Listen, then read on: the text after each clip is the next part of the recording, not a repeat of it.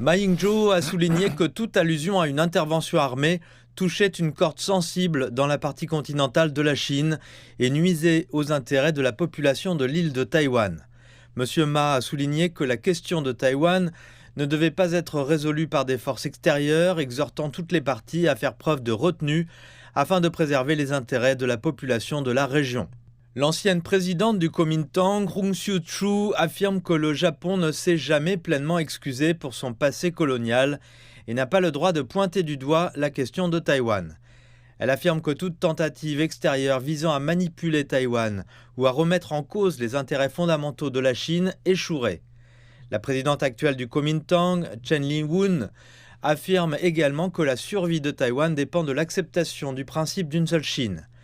Une commentatrice de Taïwan explique comment les propos de Madame Takaichi ont provoqué une onde de choc à travers le détroit de Taïwan.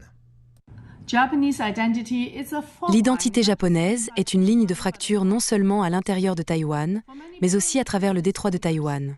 Pour de nombreux partisans de l'indépendance de Taïwan est depuis longtemps un projet de redéfinition culturelle et historique, et pas seulement politique.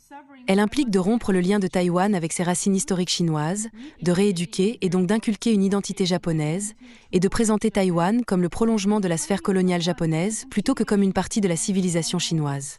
C'est pourquoi les politiciens japonais, en particulier les nationalistes comme Madame Takeshi, reçoivent souvent un accueil extrêmement chaleureux de la part de la base du PDP. Ces commentaires sont interprétés non seulement comme une garantie de sécurité, mais aussi comme une validation de l'identité.